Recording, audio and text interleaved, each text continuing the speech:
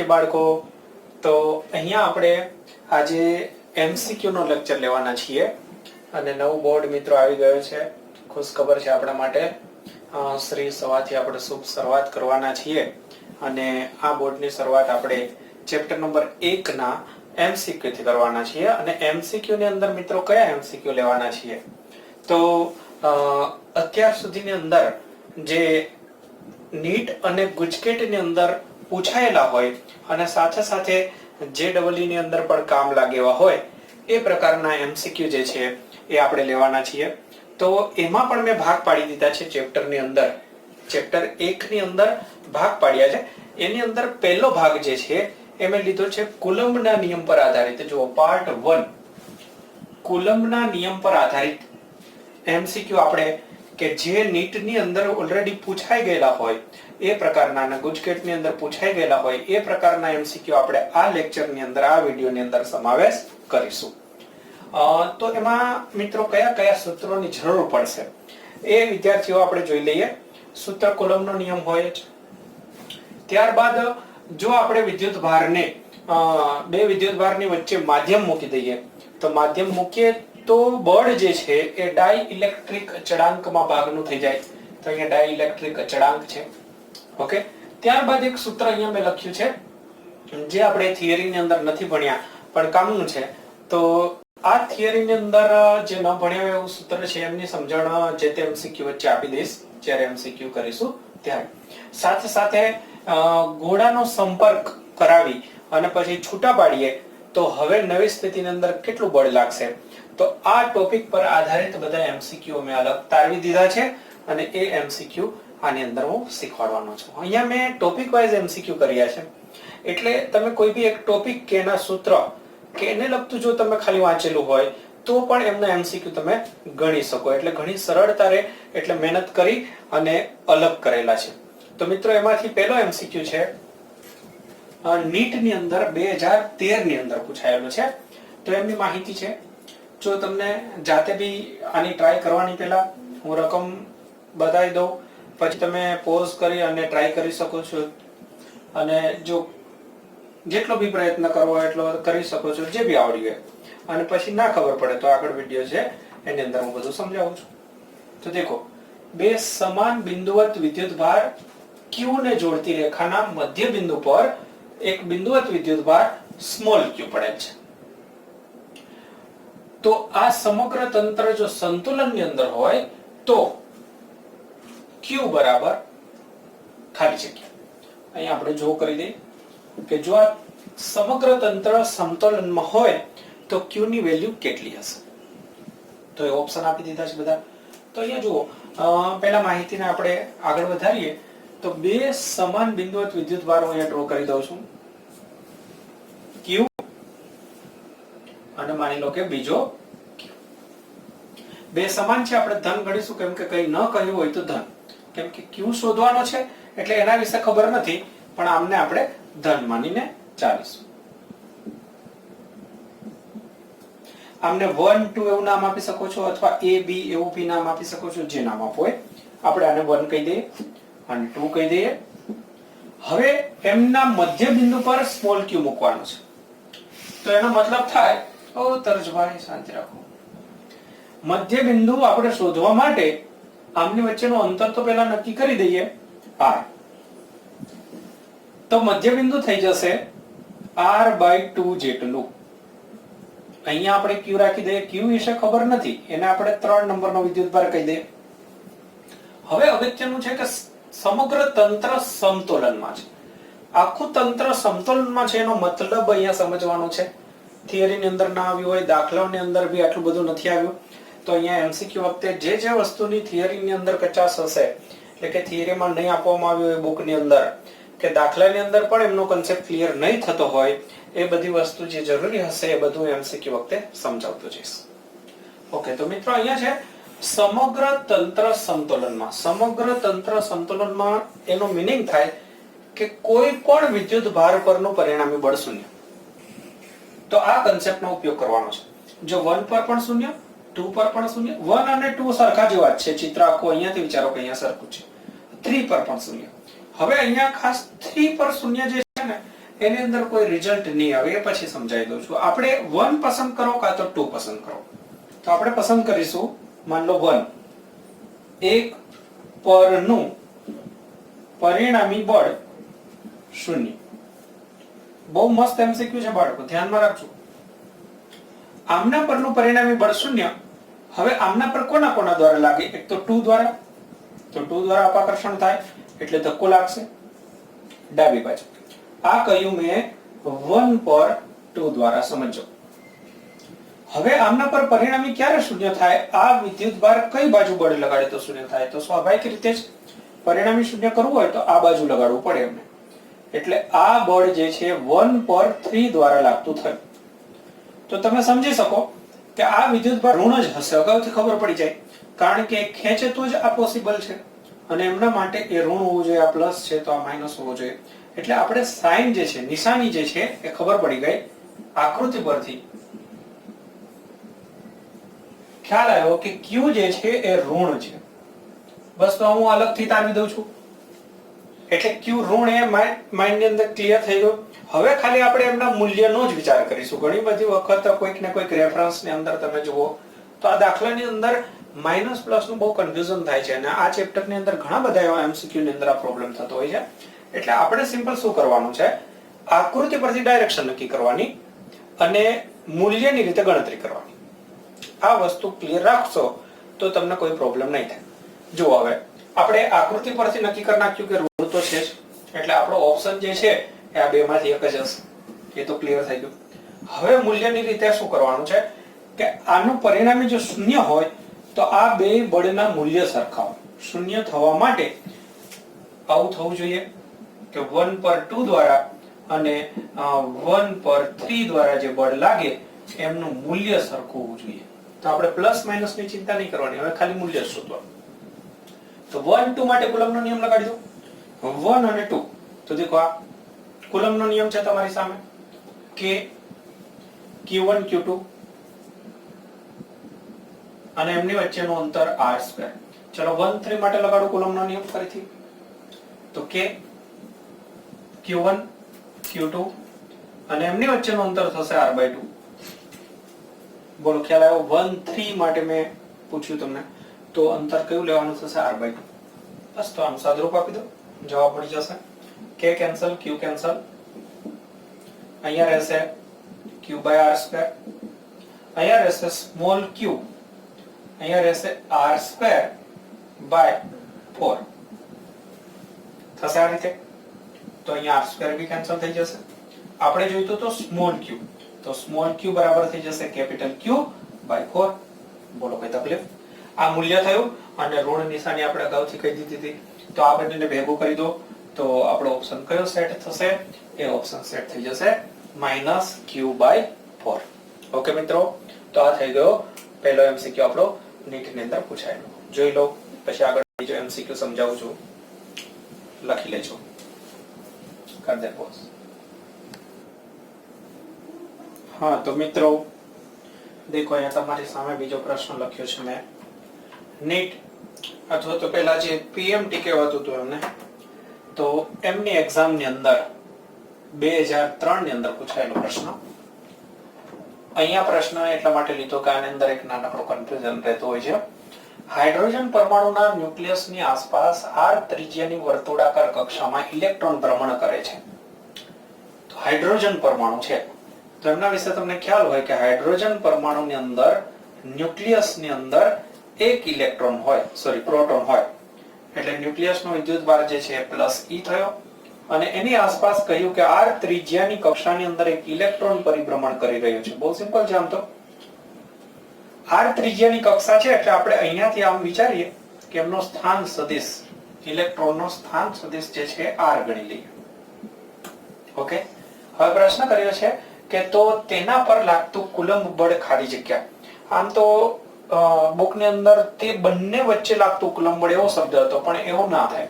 તે બંને વચ્ચે લાગતું બળ તો એક દ્વારા બીજા પર ને બીજા દ્વારા પહેલા પર હોય તો એમની ડાયરેક્શન ચેન્જ થઈ જાય. અહીંયા પ્લસ માઇનસ બી આપ્યું છે એટલે સ્પષ્ટતા હોવી જોઈએ.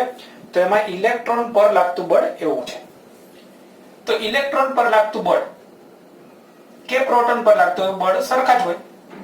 ન્યૂટનનો કુલમના નિયમની અંદર ન્યૂટનના ત્રીજા નિયમનું પાલન તો થાય જ છે, એટલે આપણે અહીંયા ખાલી કુલમના નિયમને લખવાનો છે, યાદ કરવાનો છે. પહેલા અદિશ કહી દઉં, F બરાબર K Q1 Q2. તો Q1 Q2 એટલે આ બે વિદ્યુતભાર. પહેલા હું મૂલ્યની રીતે કહી દઉં અને પછી એમની વચ્ચેનું અંતર લખી દઉં.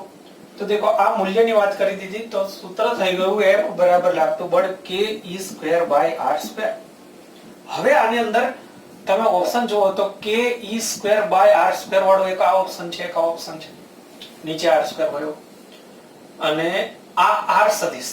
તો હવે ધ્યાનથી જો કે r સદિશ આ બાજુ છે તો બળ કઈ બાજુ? એ બાજુ લાગે તો આપણે કહી શકીએ r સદિશ, અને એનાથી વિરુદ્ધ દિશામાં લાગે તો માઈનસ કરવું પડશે. તો હવે ઇલેક્ટ્રોન પર લાગતું બળ તો કોણ લગાડે ઇલેક્ટ્રોન પર? પ્રોટોન. પ્રોટોન એમને ખેંચશે, તો પ્રોટોન ખેંચશે એટલે બળ સમજો આ બાજુ લાગશે. તો પ્લસ માઈનસ ની રીતે જોવાનું નહીં, કન્ફ્યુઝ થઈ જશો. કોના પર લાગતું બળ છે જોવું પડે, અને ઇલેક્ટ્રોન પર કે તો ઇલેક્ટ્રોન પર આ બાજુ બળ લાગશે એટલે r ની વિરુદ્ધ દિશામાં, એટલે આપણે અહીંયા માઈનસ નિશાની કરવી પડશે. એટલે અહીંયા માઈનસ નિશાની ખાસ આવશે. ઇલેક્ટ્રોન પર કે તો પ્રશ્ન ચેન્જ કરી નાખે, તો પ્રોટોન પર કે તો એની અંદર આ ઓપ્શન થઈ જશે. પ્રોટોન પર લાગતું બળ કોણ લગાડે? ઇલેક્ટ્રોન. તો ઇલેક્ટ્રોન આ બાજુ ખેંચે તો r ની ડાયરેક્શનમાં ખેંચશે. ઓકે, તો આ રીતનો પ્રશ્ન પ્લસ માઈનસ ના કન્ફ્યુઝન ના કારણે ખાલી એક સમજાવવાનું હતું, એટલા માટે આ પ્રશ્ન બી આપણે લઈ લીધો. હા તો મિત્રો જુઓ, બીજો પ્રશ્ન મેં તમારી સામે લખ્યો છે, વાંચી લો રકમ. નીટ 2017 ની અંદર પૂછાયેલો છે. જુઓ, ધારો કે પ્રોટોન અને ઇલેક્ટ્રોન પરના વિદ્યુતભાર થોડા જુદા પડે છે. પ્રોટોન અને ઇલેક્ટ્રોન પર વિદ્યુતભાર સરખા હોય પણ એવું ધારવાનું સામાન્ય ફરક છે. એકની અંદર માઇનસ ઈ છે અને એકની અંદર પ્લસ ઈ માં થોડો વધારે છે. તો ફરક થઈ ગયો થોડો. કેટલો ફરક થયો? ડેલ્ટા ઈ જેટલો ફરક થયો. હવે કહ્યું કે પરમાણુની ત્રિજ્યા કરતા ઘણા જ મોટા અંતરે, પરમાણુની ત્રિજ્યા કરતા ઘણા જ મોટા અંતરે રહેલા હાઇડ્રોજનના બે પરમાણુ છે, એમની વચ્ચે લાગે છે ગુરુત્વાકર્ષણ બળ અને વિદ્યુત બળ, અને એમનું પરિણામી જે છે એ શૂન્ય છે. તો ડેલ્ટા ઈ નું મૂલ્ય કયા ક્રમનું હશે? તો થોડું સમજવું પડે એવો પ્રશ્ન છે. ધ્યાનથી સમજો તો પ્રશ્ન અઘરો નથી, ખાલી લાંબો કર્યો છે. જો પહેલા તો અહીંયાથી અદ્વૈતથી જુઓ તો હાઇડ્રોજનના બે પરમાણુ વચ્ચે લાગતા, એટલે પેલા બે હાઇડ્રોજનના પરમાણુ ધારી લઈએ. એક પરમાણુ અહીંયા અને એક હાઇડ્રોજનનો પરમાણુ અહીંયા ધારી લઈએ. બે પરમાણુ છે. હવે પ્રશ્ન છે જુઓ ધ્યાનથી કે એમની વચ્ચે લાગતું ગુરુત્વાકર્ષણ બળ, એટલે આમની વચ્ચે લાગતું ગુરુત્વાકર્ષણ બળ જોઈએ એમના માટે તમને દળ આપી દીધું છે, એટલે એમાં કોઈ પ્રોબ્લેમ નથી. એ પ્રોબ્લેમ સોલ્વ થઈ ગયો, દળ થઈ ગયું આપણી પાસે. કારણ કે ગુરુત્વાકર્ષણ બળનું સૂત્ર શું છે? ગુરુત્વાકર્ષણ બળ અને અહીંયા વિદ્યુત બળ લાગશે, કેમ કે વિદ્યુત ભાર છે. પરિણામી બળ ક્યારે શૂન્ય થાય? ફરીથી એ જ કન્સેપ્ટ કે બે બળના મૂલ્ય સરખા. તો અહીંયા ગુરુત્વાકર્ષણ બળ અને વિદ્યુત બળ બંનેનું પરિણામી બળ શૂન્ય છે, તો બે બળ સરખા હશે. ગુરુત્વાકર્ષણ બળનું સૂત્ર યાદ કરો, G m1 m2 r². અહીંયા બંને પરમાણુ સરખા જ છે, બંને હાઇડ્રોજન જ છે, એટલે બંનેનું દળ એમ આપણે જે છે આ રાખીશું. અંતર ખબર નથી. વિદ્યુત બળની વાત કરીએ તો વિદ્યુત બળ માટે આપણે કુલમના નિયમનો ઉપયોગ કરવાનો છે, કે Q1 Q2. હવે વિદ્યુતભાર કેટલો છે એ ધ્યાનમાં લેવાનું છે. વિદ્યુતભાર માટે શું કહ્યું કે આ હાઇડ્રોજનનો પરમાણુ છે. હાઇડ્રોજનના પરમાણુની અંદર શું હોય યાદ કરો કે એક પ્રોટોન હોય અને એક ઇલેક્ટ્રોન હોય. તો પરિણામી તો શૂન્ય થઈ જાય, પણ પરિણામી શૂન્ય એટલે નથી કે આમાં થોડો ફરક છે. ધ્યાનથી જુઓ, એક વિદ્યુતભાર આ છે અને બીજો વિદ્યુતભાર આ છે. તો એક પ્રોટોન ગણી લઈએ, એક ઇલેક્ટ્રોન ગણી લઈએ અને પ્રોટોન ગણી લઈએ, તો E પ્લસ ડેલ્ટા E આ પ્રોટોન ગણી લો અને ઇલેક્ટ્રોન પર માઇનસ E, તો E કેન્સલ થશે. તો પરિણામી વિદ્યુતભાર આપણને ડેલ્ટા E મળશે. તો આમના પર પરિણામી વિદ્યુતભાર ડેલ્ટા E, એ જ રીતે અહીંયા પણ ડેલ્ટા E. તો અહીંયા થઈ જશે ડેલ્ટા E 1 માં Q1 અને Q2 બંનેમાં, એટલે વર્ગ કરી દઉં છું અને ભાગાકારની અંદર અંતર તો એનું એ જ. તો બસ મિત્રો આટલું સમજવાનું હતું. તો ફરીથી એક વખત સમજી લેજો કે અહીંયા બંને વચ્ચે લાગતું ગુરુત્વાકર્ષણ બળ અને વિદ્યુત બળ એ પરિણામી શૂન્ય છે, એટલે બંને બળના મૂલ્ય સરખા હશે. જો ગુરુત્વાકર્ષણ બળ આકર્ષણ પ્રકારનું હોય અને વિદ્યુત બળ અપાકર્ષણ પ્રકારનું થશે, પરિણામે શૂન્ય થઈ જશે. તો અહીંયા તો કોઈ પ્રોબ્લેમ નતો, દળ આપી દીધું એટલે અહીંયા વિદ્યુત ભાર નથી. એમના માટે તો એને સ્પષ્ટતા કરી કે ઇલેક્ટ્રોન અને પ્રોટોન પર વિદ્યુત ભારનો ફરક છે એટલે તટસ્થ થાય નહીં. બંનેનો સરવાળો કરો તો થોડું બચે. તો એ બચે જે છે ડેલ્ટા ઈ છે એટલો વિદ્યુત ભાર અહીંયા બી છે, આ બીજો પરમાણુ છે એમાં બી એવું જ છે એટલે એમાં પણ એટલું જ છે. બસ તો આમાંથી આપણે શોધવાનું છે. તો અહીંયા જુઓ કે આપણે આર સ્ક્વેર તો કેન્સલ કરી દઈશું.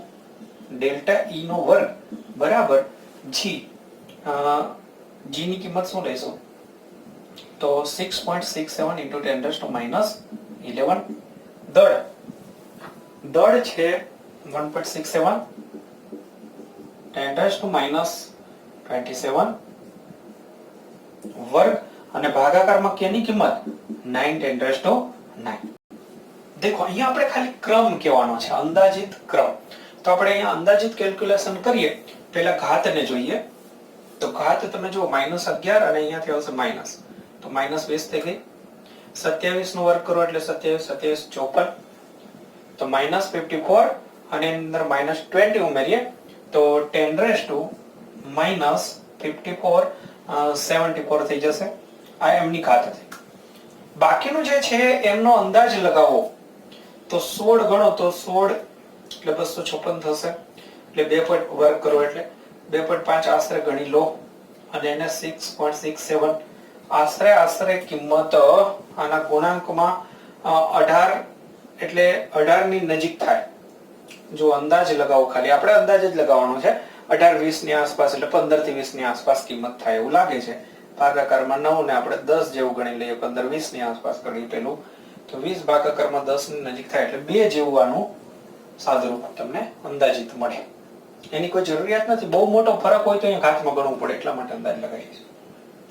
આ થયો વર્ગ. તો આનું રૂટ નીકાળો એટલે ઘાતનું પણ રૂટ નીકળશે. તો તમે આમના પરથી વિચારો કે ઘાત જે છે એ કેટલી થશે 37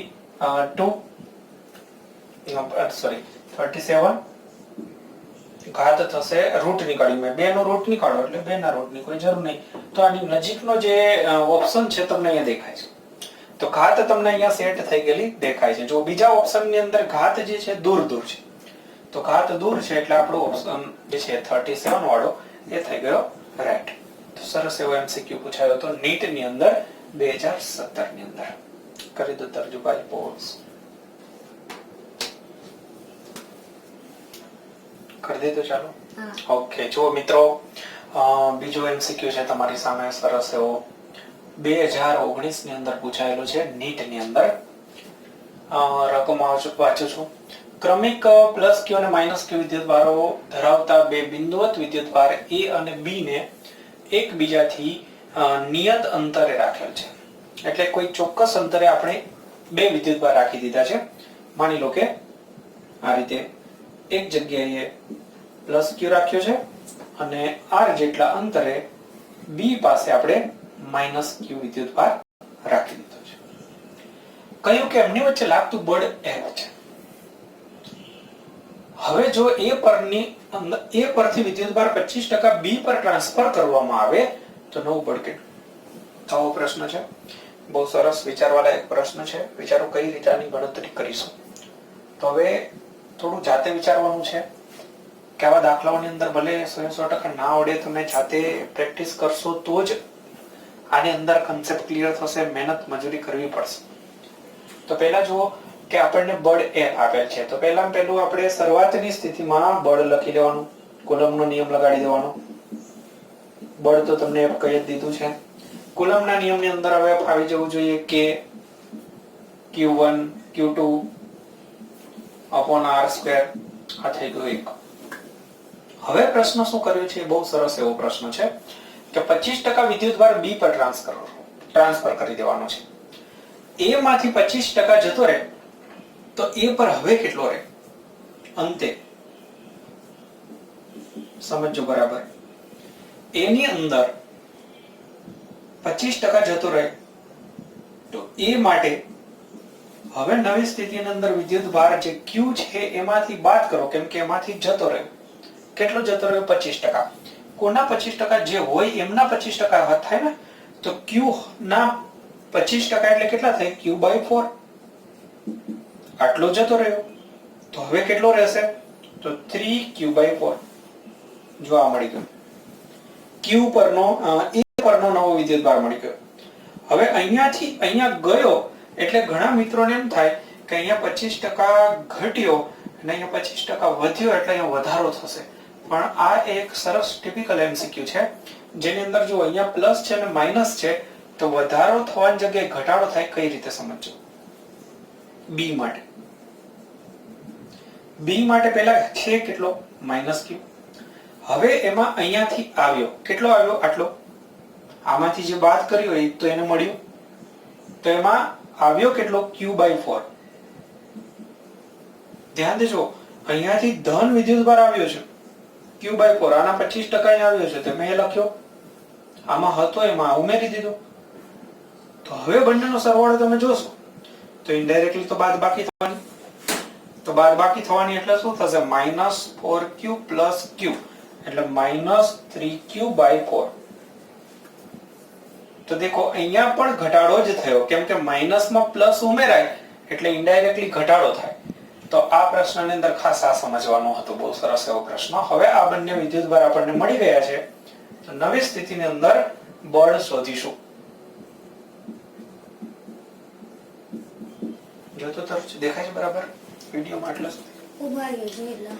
હા, ઊભો નથી રહેવું. દેખાય છે? હા, બરાબર. ઓકે, ચલો. તો અંતે બળ આપણે જોઈએ છે જેને F' કહીએ તો F' બરાબર ફરીથી K Q1 Q2. તો Q1 ની જગ્યાએ લખીશું 3Q/4 અને Q2 ની જગ્યાએ -3Q/4 અને એમની વચ્ચેનું અંતર જે છે એ આપણે બદલવાનું નથી. તો જો આનું જરા સાદુરૂપ આપીએ તો માઈનસ ની નિશાની, પછી K 3 3 9 કરી દઉં, ભાગાકારમાં 16 કરી દઉં છું. અહીંયા Q² અને R² ગોઠવણી કરી દીધી મેં. જોઈ લો. હવે આપણે 1 ની કિંમત અહીંયા મૂકી દઈશું, અથવા તો 2 ને 1 વડે ભાગાકાર કરી દો તોય ચાલે. 2 માંથી કઈ બી કરી શકો છો. ચલો ભાગાકાર કરી દો. અહીંયા છે -KQ²/R². જો અહીંયા -KQ²/R². તો અહીંયા શું કેન્સલ થઈ જશે? F' upon F is equal to થશે -KQ²/R². આ બધું કેન્સલ થઈ જશે તો આપણને 9/16 મળશે. તો નવું બળ આપણે કહીએ તો નવું બળ જે છે એ 9/16 × F એટલે કે જૂના બળ કરતા 9/16 ભાગનું મળશે. તો ઓપ્શન આપણે ચેક કરીએ તો અહીંયા રહ્યો ઓપ્શન સી ઓપ્શન આવશે. બોલો મિત્રો, ખ્યાલ આવે છે? તો સરસ એવો એમસીક્યુ હતો આ પણ. તર્શભાઈ પોઝ કરી દો. નવો એમસીક્યુ લખીએ આપણે. તો નવો પ્રશ્ન છે, જુઓ રકમ જુઓ.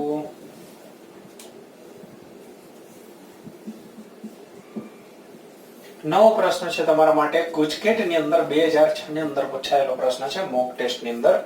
તો પ્રશ્નની માહિતી જુઓ. બહુ સરસ પ્રશ્ન છે. આવી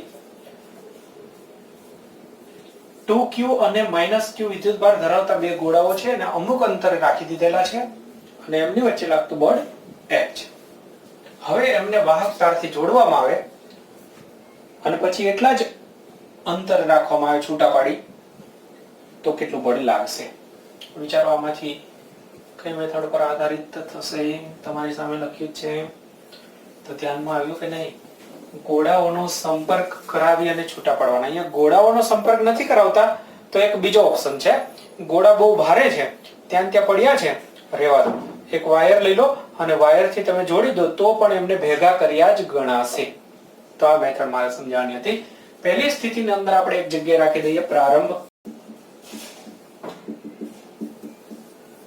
પ્રારંભની અંદર માની લો કે અહીંયા છે, બીજો ગોળો અહીંયા છે, બે સમાન ગોળાઓ તો છે જ, +2Q અને -Q. એમની વચ્ચેનું અંતર ધારી લો R. આ સ્થિતિની અંદર લાગતું બળ રકમ કે છે F. કુલમ્બનો નિયમ લગાડી દો કે Q1 Q2 upon R². બોલો ક્લિયર? તો બળ આપણને શું મળે છે? -2kq²/r². હવે એવું કહ્યું છે કે બંનેને વાયર થી જોડો. અંતે વાયર થી જોડી અને છૂટા પાડવાના મેં તમને મેથડ સમજાવી છે. થિયરી ન જોઈ હોય તો બધા જોઈ લે. આમને સમજવા માટે તમારે વિદ્યુત ભારનું પ્રેરણ એ થિયરી જોવાની છે. એમના પહેલા સાથે સંપર્કમાં લાવવાની રીત, એટલે મેં તમને જે વિડિયો લેક્ચર આપ્યો છે એની અંદર હશે કે વિદ્યુત ભાર જમા કરવાની, પ્રસ્થાપિત કરવાની રીત. એની અંદર 3 રીત છે, એમાંની આ સંપર્કની એક રીત છે, એ જોજો. તો એમાં શીખવાડવામાં આવ્યું છે કે જ્યારે તમે સંપર્ક કરો ત્યારે સરવાળો. ન શીખ્યા હોય તો બી ખ્યાલ આવશે. સંપર્ક કરો ત્યારે સરવાળો, તો 2q અને એની અંદર સરવાળો એટલે કે આ -q ઉમેરવાનું, તો બાદબાકી થાય ડાયરેક્ટલી, એટલે બની જાય q. જો બે બોક્સની અંદર કઈક વસ્તુ છે, પછી શું કરવાનું? એક બોક્સમાં ભેગી કરી દેવાની, એટલે સરવાળો થઈ ગયો. અને પછી પાછી બે બોક્સને અડધી અડધી સરખા ભાગે વેચી દેવાની. સરવાળો આ મળ્યો, એને અડધું અડધું વેચી દો. તો નવી સ્થિતિની અંદર બંને ગોળા પરના વિદ્યુતભાર આને અડધા અડધા વેચવાના છે, તો શું થશે? q/2 q/2. બસ આ લોજિક છે. આ રીતે રકમો ચેન્જ કરીને પૂછાતો રહે પ્રશ્ન. તો નવી સ્થિતિની અંદર આપણને બળ મળશે કે આ બંનેનો ગુણાકાર, કુલમ્બનો નિયમ લગાડું છું, q/2 q/2, અને અંતર બદલવાનું નથી. તો જુઓ શું મળશે? કે q²/4r². ગુણોત્તર લઈ લો. તો ગુણોત્તર લેશો તો f upon f' અથવા તો f' ના ભાગાકારમાં f રાખી દઉં છું. તો અહીંયા ભાગાકારમાં મારે આ રાખવું પડશે -2kq²/r². ધ્યાન દેજો, અહીંયા ગડબડ ના થઈ જાય. અંશ સાથે અંશ કેન્સલ થાય, છેદ સાથે છેદ, અથવા તો ઉલટાઈને અહીં બાજુમાં રાખી દેવાનું. તો દેખો f' upon f is equal to kq², અંશમાં છે, અહીંયા બી અંશમાં કેન્સલ, r² કેન્સલ. તો દેખો અહીંયા છેદમાં છે અને અહીંયા અંશમાં છે, એટલે તમે આને ઉલટું વિચારો તો આ છેદમાં ન ખ્યાલ આવે તો આ એમનેમ રાખી અને આ જે છે ને અહીંયા ઉલટાઈ દેવાનું, એટલે આ r² અંશમાં આવશે અને આ 2kq² છેદમાં આવશે, એટલે આ 2 છેદમાં આવશે, એટલે આની સાથે ગુણાકાર થશે, એટલે આવશે ભાગાકારની અંદર 4 2 8. બરાબર? થોડું વ્યવસ્થિત લખી અને ચેક કરી લેજો. સાદુરૂપ તો આપવાનું છે. તો -8 નો મતલબ છે મૂલ્યની રીતે પહેલા જો આકર્ષણ થશે અને પછી અપાકર્ષણ થશે, એટલે માઈનસ નિશાની આવી છે. એકમાં આકર્ષણ છે ને એકમાં અપાકર્ષણ છે, એટલા માટે, બીજો કોઈ ફરક નથી. તો હવે જો f' is equal to રહેશે અહીંયા f, તો f/8 આ જવાબ આવશે. પણ આપણને મૂલ્યની રીતે આપ્યું છે બધે, તો મતલબ કે આ આપણો આન્સર થશે. તો f/8 આન્સર થશે મૂલ્યની રીતે. દેખાય છે?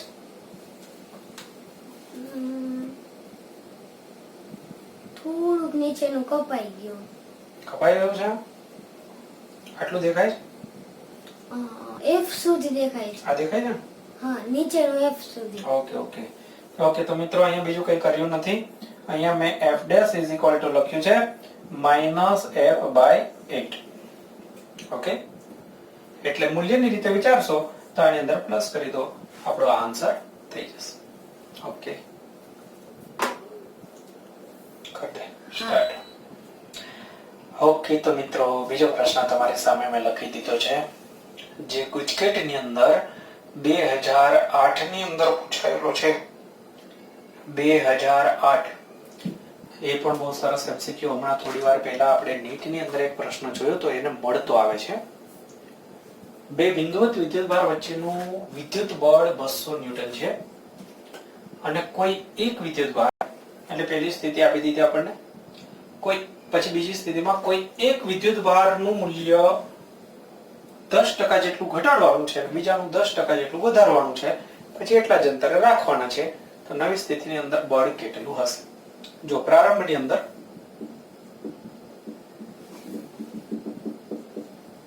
ધારી લો કે Q1 Q2 ખબર નથી, કંઈ બી ધારી શકાય છે. બે બિંદુવત વિદ્યુત ભાર વચ્ચેનું બળ આપણને આપી દીધું છે. હવે આપણે શું કરીએ, સરળતા ખાતર આની અંદર 100 ધારી લઈએ, અહીંયા બી 100 ધારી લઈએ, જેથી સમજવું સહેલું પડે. અને એમની વચ્ચેનું અંતર r ધારી લઈએ. તો પ્રારંભની અંદર લાગતું બળ F બરાબર 200 ન્યૂટન કહ્યું છે. એ 200 ન્યૂટન માટે કુલમ્બનો નિયમ લગાડી દો કે Q1. બોલો કોઈ તકલીફ? હવે પછી કહ્યું છે કે બીજી સ્થિતિની અંદર આમાં 10% એકમાં ઘટાડવાનો અને એકમાં વધારવાનો. તો અંદાજિત તમે વિચારો તો બધાને એવું લાગે કે આશરે જવાબ જો આપવો હોય તો એકમાં 10% વધે છે ને એકમાં ઘટે છે, એટલે આમ કઈ ફરક ના પડે એવો પ્રશ્ન આપણા મગજની અંદર થાય. એટલે કે આન્સર એનો એ જ આવે 200 ન્યૂટન. તો 200 ન્યૂટનનો એક ઓપ્શન તો છે જ. પછી 100 છે, 198 છે અને 99 છે. લગભગ જવાબ તો નજીકનો આવે એ ખબર પડે.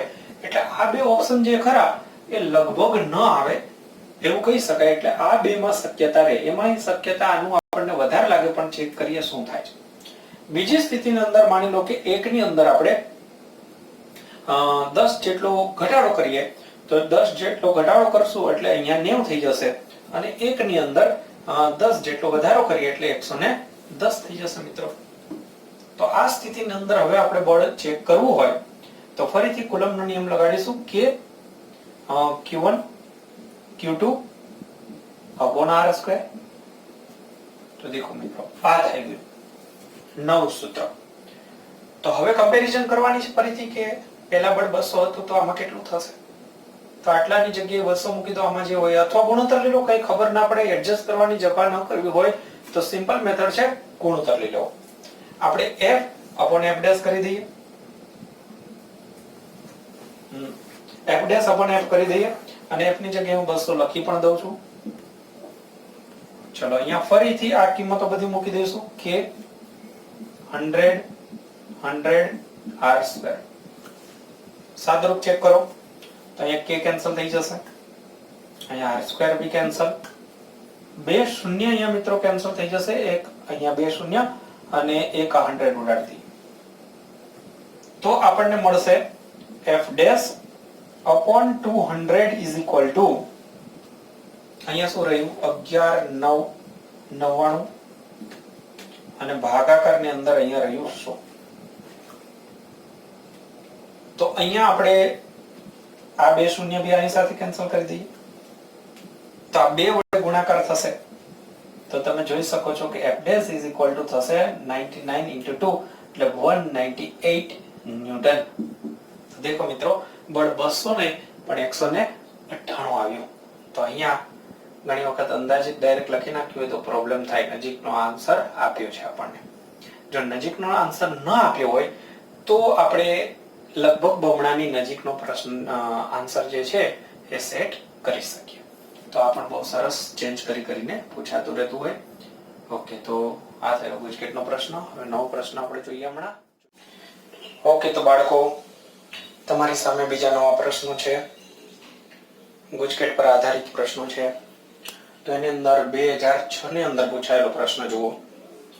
પ્રશ્નની માહિતી છે, ડી અંતરે રાખેલા બે વિદ્યુતભાર વચ્ચે હવાના બદલે કે ડાઇલેક્ટ્રિક અચળાંક ધરાવતા માધ્યમને મૂકવામાં આવે તો લાગતું આકર્ષણ બળ કેટલું હશે. હવે અહીંયા વિદ્યુતભારની વાત થાય એટલે આપણે વિદ્યુત બળ જ સમજવાનું. ગુરુત્વાકર્ષણ બળનો ઉલ્લેખ ન હોય તો આપણે કંઈ સમજવાની જરૂર નથી. વિદ્યુત બળ જ માઇન્ડમાં રાખવાનું થશે. તો આ તો કન્સેપ્ટ પર આધારિત પ્રશ્ન છે, કઈ ગણતરી નથી. આને લગતી ચર્ચા અને સૂત્ર બી ઓલરેડી અહીંયા છે. જુઓ, કન્સેપ્ટ વાળું એક લેક્ચર બનાવ્યું છે. જો વધારે સારી રીતે શીખવું હોય, કોઈ કન્સેપ્ટની અંદર કચાશ હોય તો કન્સેપ્ટ વાળો જે લેક્ચર જે છે એ હું બનાવીશ અને એ પણ તમારે જોઈ લો. તો દેખો, હવાની અંદર બળ આપણે F ધારી લઈએ તો કે જેટલો ડાઇલેક્ટ્રિક અચળાંક ધરાવતા માધ્યમની અંદર બળ તમે જાણો છો કે F/k થઈ જાય એટલે ઓપ્શન પસંદ કરો. બસ ડાયરેક્ટ જ કોઈ ગણતરી નથી. કે ગણું થાય. ડાઇલેક્ટ્રિક માધ્યમમાં વિચારવાનું. માધ્યમમાં હંમેશા ઘટે, સૌથી વધારે હવામાં જ હોય. આ યાદ રાખી લો. તો માધ્યમની અંદર બળ પૂછ્યું છે કે ગણું ના થાય, બદલાતું નથી એ પણ નહીં થાય, k² બી નહીં, એટલે 1/k ગણું એટલે કે k ની -1 ઘાત ગણું થશે. તો અહીંયા ગણતરી નથી, ડાયરેક્ટ છે. દેખો n થી ઊંધો પ્રશ્ન અહીંયા પૂછ્યો છે. આ પ્રશ્ન જે છે 2006 ની અંદર પૂછાયો. n થી ઉલટો પ્રશ્ન જો 13 માં પૂછાયો છે. બે બિંદુવત વિદ્યુત ભારોને કે ડાઇલેક્ટ્રિક અચળાંક ધરાવતા માધ્યમની અંદર મૂકીએ ત્યારે જો બળ F હોય, હવે માધ્યમ દૂર કરી દઈએ તો બળ કેટલું?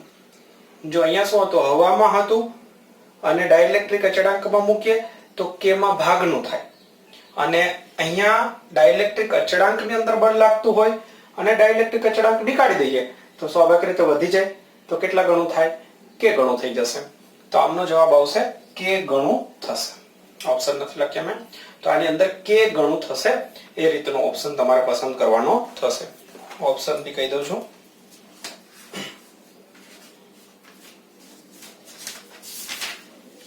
બે 2013 ની અંદર પૂછાયેલું છે. તો ઓપ્શન છે F/k, F/√k, F/k અને F/√k. તો અહીંયા k ગણું થઈ જશે એટલે ઓપ્શન આવશે F/k. તો મિત્રો આ બે જે છે પ્રશ્નો નીકાળી દઉં છું. યાદ રાખવાનું છે કે હવામાં બળ વધારે હોય અને ડાઇલેક્ટ્રિક અચળાંક મૂકવામાં આવે તો ઘટી જાય.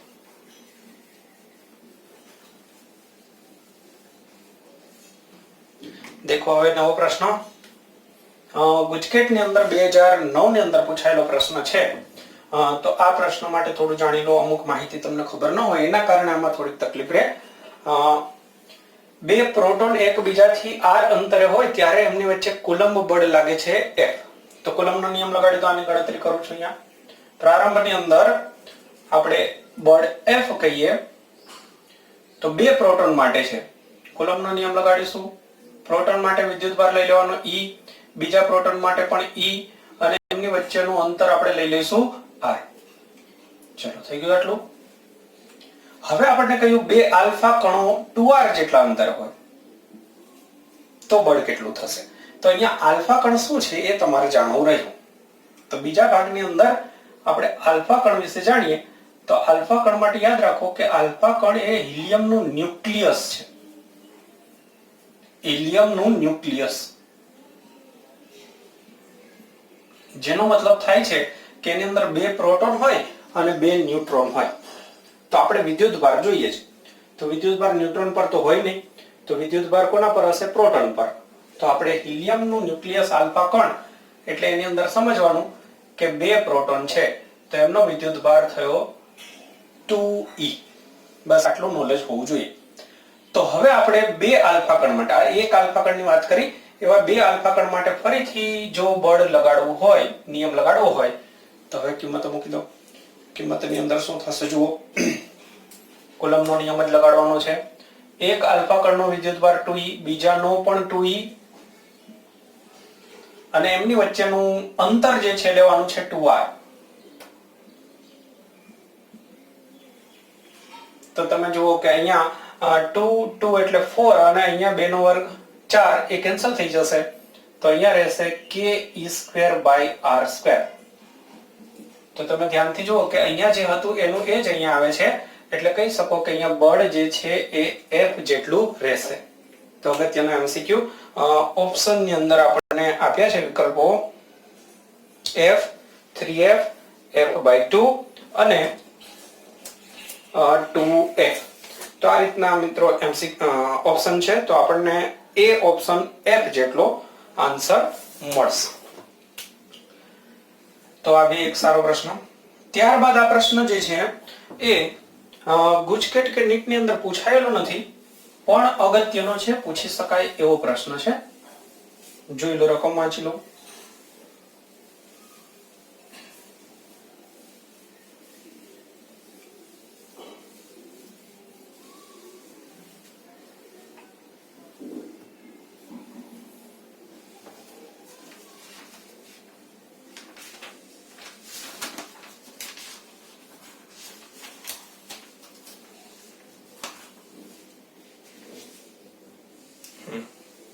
એમના ઓપ્શન છે 1 √2 2 અને 4. 1 √2 2 અને 4. જો બહુ સરસ પ્રશ્ન છે. આ એક અલગ પ્રકારનો પ્રશ્ન છે જે આમ જોવા જઈએ તો બુકની અંદર એનો કન્સેપ્ટ આપેલ નથી, પણ છતાંય કામનો છે. કોમ્પિટિટિવ એક્ઝામ નીટ અને જી માટે આ ટોપિક કરી શકાય. શું છે જુઓ કે બે બિંદુવત વિદ્યુત ભારને હવામાં અમુક અંતરે મૂકવામાં આવે ત્યારે એમની વચ્ચે કંઈક બળ લાગે છે. એ બળ કેટલું એ ખબર નથી. તો પહેલામાં પહેલું શું કરવાનું, હવા માટે સૂત્ર બનાવી લેવાનું. F બરાબર K Q1 Q2 upon R². મતલબ આ સૂત્ર. એની અંદર કિંમત મૂકી દેવાની. R ની જગ્યાએ 0.2 મીટર. R ની જગ્યાએ 0.2 મીટર આપણે યાદ રાખીશું આની અંદર. હવે જરા ધ્યાનથી જુઓ કે હવે 0.08 મીટર જાડાઈ અને K જેટલો ડાઇલેક્ટ્રિક અચળાંક વાળા, તો ખાસ તમે અહીંયા ધ્યાનથી જુઓ, એક સ્લેબ એટલે આટલું ચોસલું, એને આ બે વિદ્યુતભાર વચ્ચે જો મૂકી દેવામાં આવે તો બળ અડધું થઈ જાય છે. તો K ની કિંમત શોધો. આ રીતનો પ્રશ્ન છે. હવે જુઓ કે બે વિદ્યુતભાર વચ્ચે આ Q1 અને Q2 હવામાં હોય ત્યારે તો આ બળનું સૂત્ર છે. વચ્ચે માધ્યમ આખું મૂકી દઈએ, ડાઇલેક્ટ્રિક આખું ભરી દઈએ તો આપણી પાસે આ સૂત્ર છે. કેમાં ભાગનું થઈ જાય. પણ જો અડધું ભરીએ અને અડધામાં હવા હોય તો એમના માટે આ સૂત્ર યાદ રાખવાનું છે. કન્સેપ્ટ વાળી થિયરીની અંદર સમજાઈ દઈશ. અત્યારે આ સૂત્ર સીધું યાદ રાખવાનું છે કે આટલે સુધી ડાઇલેક્ટ્રિક અચળાંક વાળું એક ચોસલું મૂકી દીધું સમજો, જેની જાડાઈ છે T. T બરાબર અહીંયા જે જાડાઈ હોય તે 0.08 મીટર. બાકીમાં હવા રહેશે, અહીંયા હવા રહેશે અને અહીંયા K ડાઇલેક્ટ્રિક અચળાંક આવી ગયો. તો આ વખતે આ સૂત્રનો ઉપયોગ કરવાનો. F' જો અંશની અંદર એનું એક છે. હવે અહીંયા છેદની અંદર R માંથી T બાદ કરવાનું. આ ટોટલ R અંતર હતું એમાંથી આટલું T બાદ કરી દેવાનું. પછી પાછો T ઉમેરી અને √K ગણું કરી દેવાનું અને એનો વર્ગ. તો આ રીતે સૂત્ર યાદ રાખો. અને આ થઈ ગયું સમીકરણ નંબર 2. એની અંદર મેં તમને કહ્યું કે T એટલે સ્લેબની જાડાઈ જે 0.08 મીટર યાદ રાખવી. બસ. તો હવે આ બંનેનો ગુણોત્તર લઈ લેવાનો. તમને માહિતીમાં કહ્યું છે કે બળ અડધું થઈ જાય છે એટલે આ F' બરાબર તમે લખી શકો F/2. હવે આ બંનેનો ગુણોત્તર લઈ લેવાનો અને પછી સાદુરૂપ આપી દેજો. તો સાદુરૂપ આપતા તમને એમનો જવાબ જે મળશે કહી દઉં છું. જવાબ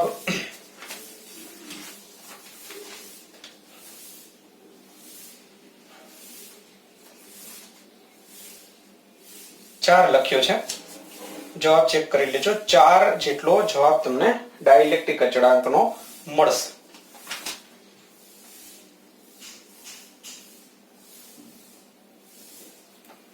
ઓકે. તો આ મેથડ ધ્યાનમાં રાખજો. કિંમતો તો બદલાઈ શકે છે, કોઈ બી કિંમત હોય તો એ પ્રમાણે જવાબ બદલાઈ જશે. તો આ સૂત્ર તમારે યાદ રાખવાનું છે. તો જો આ મિત્રો આપણે કુલમના નિયમ પર આધારિત જે MCQ હોય એમને લગતી બધી ચર્ચા કરી, જે અત્યાર સુધીની અંદર નીટની બધી જ પરીક્ષાની અંદર મોસ્ટલી 2000 પછીની બધી પરીક્ષાના પ્રશ્નો લઈ લીધા છે અને ગુજકેટના તો ટોટલી પ્રશ્નો આની અંદર બધા જ લઈ લીધેલા છે.